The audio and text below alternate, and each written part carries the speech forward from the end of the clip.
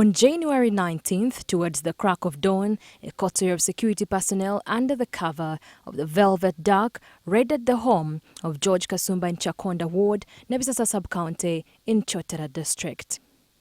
They flung open the door to the house, grabbed him and carted him off. 23 months later, the father of 4 has never been seen or heard from again. All I know, he was taken by security men. His mother, Agnes Nanono, says if her son was killed, the government should return his remains so that he can be given a dignified send-off. If he is not dead, then they should charge him before courts and sentence him to whatever years they want. At least then we can tell his children that their father is in prison for 20 or so years. Kasumba was abducted on the eve of the election for local council leaders. He had thrown a hat in the ring for the position of LC5 for Kasali Town Council in Chotera. However, his mother says he was not involved in any riots. I just want one thing, to know his resting place, either prison or a gravesite. He won't be the first person killed by the state and won't be the last. But the comfort we want is knowing that he is somewhere, dead or alive. The family continues to deal with trauma over their missing son, who was also the breadwinner. Nobody knows whether he's alive or dead. A week before his abduction, security personnel had abducted 18 NUP supporters from Kasali Town Council. More than 2 months later, most of them were dumped in various parts of Chotera. They bore torture marks inflicted on them in ungazetted dungeons where they were held. As such, Kasumba's family initially thought he would return home like the rest of his colleagues, but they continued to await the day he reunites with his loved ones.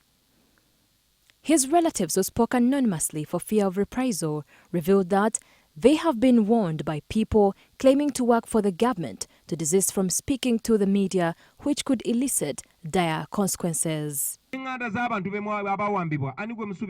According to the National Unity Platform Party, scores of their supporters were abducted by security in the aftermath of November 18th to 19th, 2020 Kampala riots, where about 54 people were killed. Amongst the missing persons are John Bosco Chibalama, who was abducted by security in June 2019 in Kanyanya, Michael Semudu, John Damulira, Moses Mbabazi, Vincent Nalamusoko, Martin Lukwago, Muhammad Kanata, Yuda Sempija, Musisimboa, Peter Kiria, Shafik Swangolo, Dennis Zimula, Mustafa Luemba, Mobiru Hassan, and George Kasumba, among others. Family members of the missing persons continue to live in fear. Mid this month, Damulira's brother, Charles Chiganda, who has been outspoken about his missing brother and appeared in several media interviews, was arrested by security personnel and later dumped at the Central Police Station in Kampala. The reason for his arrest remains unknown, though he was recently granted bond after the family paid money. November 2020 killings, or the riots, it was a turning point regarding the kidnaps, the detention in ungazetted places, the detention without trial. That's when we saw an increase in the number of people picked up by the so-called drones and held.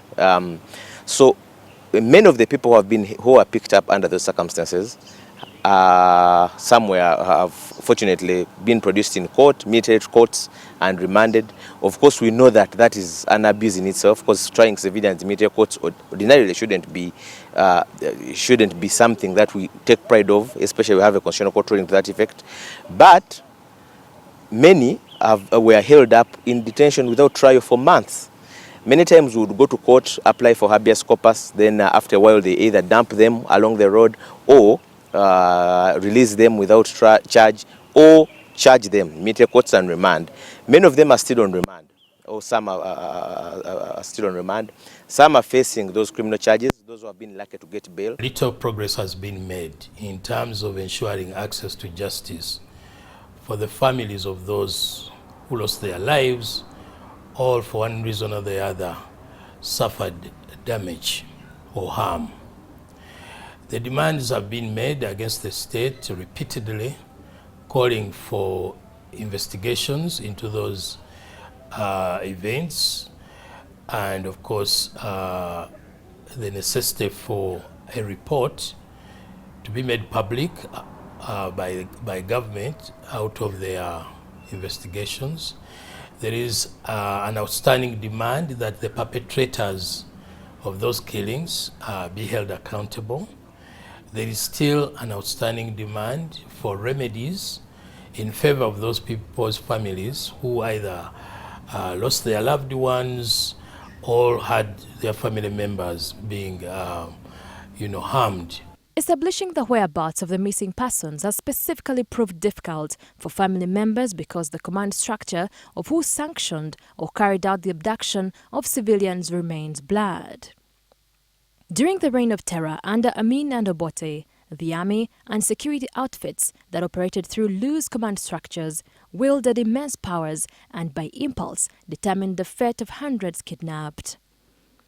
The late Justice Arthur Odell-led Commission of Inquiry report published in 1994 painted a grim picture of the actions of the operation of these security outfits, particularly in disappearing thousands of Ugandans, many of whom were never seen again between 1971 and 1979.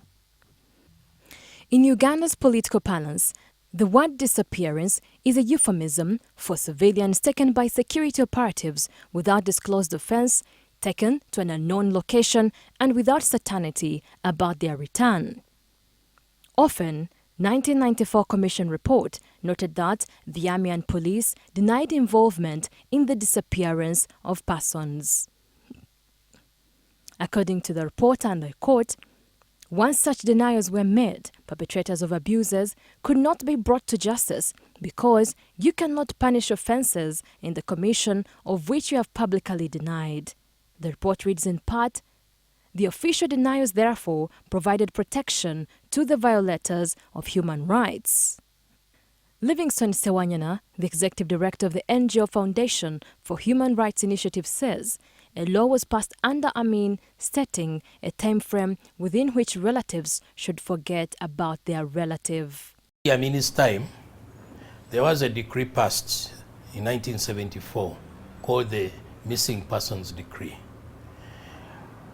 That decree did make provision for a time frame within which a person would be declared, missing, and therefore all efforts would cease to establish the whereabouts of that person.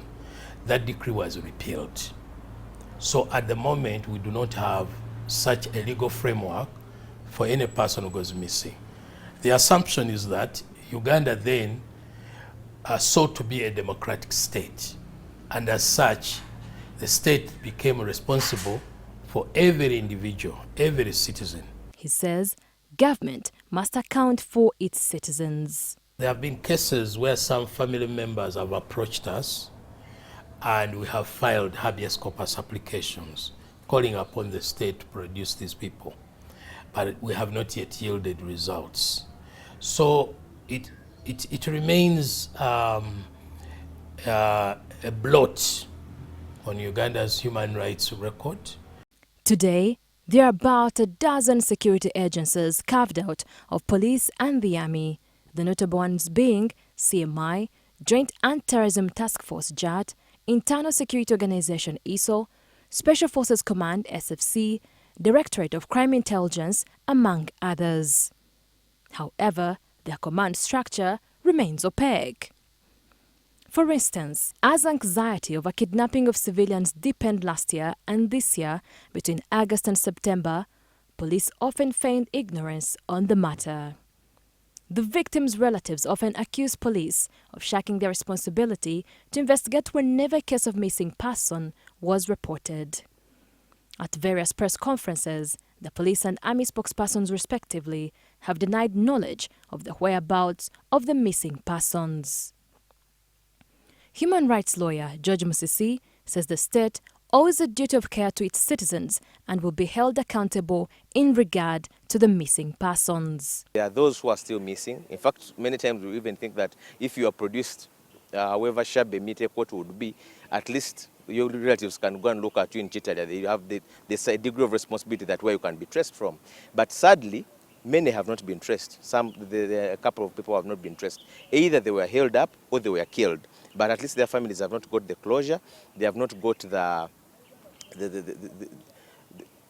degree of knowing that at least my person was either killed and buried or he is held in this detention facility. So the rest can only be for speculating. He said the fragmentation of security agencies and the covert deployment of personnel who raid and abduct civilians without identification has created a climate of fear and uncertainty. After the riots, there were about 12 people who couldn't be accounted for. We thought that they had been killed or held. Up to now, we don't know. There are 6 others on top of the 12 who were held shortly after the riots. That is when the drone kidnap started taking a strong root in people's daily lives. There are about 6 up to now who at least we can confirm that they were held. Some of those whom were held with them are still there or have been released, but the 6 of them have never been accounted for. 2 of them were from Mukono. I think one of them is called Yuda, another one is Kanata Muhammad. They are from Mukono. They were picked up as a group of 12. The 10 have subsequently been released. The 2 have never been accounted for. And 4 others who we've tried all different options. Of course, this list was bigger at the time, but subsequently some people have always been, there are some other 2 boys whom we had to go to court and we had to wait for over 8 months. Getting habeas corpus, court released, issued all the orders, unconditional release, but they couldn't be traced. Then they appeared on the president's list, they didn't appear on the minister's list laid before parliament, and eventually they were dropped without charge in different parts. In his February 13, 2021 address on the security situation in the country, following a spate of arbitrary abductions of NUP supporters by security operatives driving vans, popularly known as drones, President Museveni ordered security agencies to produce a list of all individuals in custody as a method of accountability for those who were missing. The president said the CMI had arrested 177 persons who were granted bail or released, while another 65 were still being investigated. What was the original purpose? Later in March 2021, Museveni detailed in a missive dated February 23rd that at least 51 people who disappeared were in the custody of the Special Forces Command, broadening the range of security actors who operate below the radar in the enforcement of these abductions. The SFC is an elite outfit within the Uganda People's Defence Forces UPDF, and its core job is guarding the President and Vice President, top state guests and officials, as well as key national installations. However, it has periodically been deployed on special operations at battlefronts, and its commandos, according to President Museveni, subdued street insurrections and liquidated violent rioters. Some of the families talked to indicated that the names of their relatives were among the list of names President Museveni mentioned in his previous speeches, but continued to search for their relatives in vain. Security agencies have engaged in an exercise of smoke and mirrors. In the same vein of accounting for missing persons, government has for the most part remained indifferent on the question of compensating the families of the people killed during the November 18th to 19th protests. A police probe concluded that the 49 out of the 54 killed were going about their business when they were killed, contrary to earlier claims that the deceased were protesters. And is the pain of bodies on the brink of death? NUP convened a memorial last week, but police fired tear gas at those who had gathered to honor the dead. The endless calls for accountability have routinely put government and Western donors on a collision path. On November 18th, the European Union said they wait for a full report and perpetrators brought to book, while the Germany embassy said separately, and I quote, "The 54 victims who were shot by security forces are not forgotten." Sewanyana says there must be a relentless demand for justice and accountability, citing the case of Chile, where it took more than 20 years to bring the hatchet men during Augusto Pinochet's 17-year reign of terror to book. Pinochet was arrested in October 1998 for the various human rights crimes committed during his reign. The Fund for Peace has issued a report where among its rankings it has shown Uganda among the 19 countries that are called fragile states. And once a country is declared fragile, then of course it shows that a lot needs to be done in order to improve. Otherwise it can become a failed state. And once a state is a failed state, then there is lawlessness, generally a higher degree of despondence, and no one is held accountable for their actions. A situation which we must avoid. We filed a case regarding the missing persons because we want to bring at least closure in as far as the legal process is concerned. The case is yet to be allocated and assigned, but it's in the Civil Division of the High Court, and we are seeking to get orders that these people are produced dead or alive from the state because they were taken by state agents. Because of the length of time, we don't know whether these people are dead or where they are, but we want the state, we want at least to go on judicial record that we got an order, and the orders to the effect that we don't have them from the state. And we see the next remedy, but we want to exhaust the judicial remedy to say that at least let them be declared dead. Uganda's history is peppered with anarchy, violence and bloodshed, events which are captured in the preamble of the 1995 Constitution. The orphan history keeps repeating itself.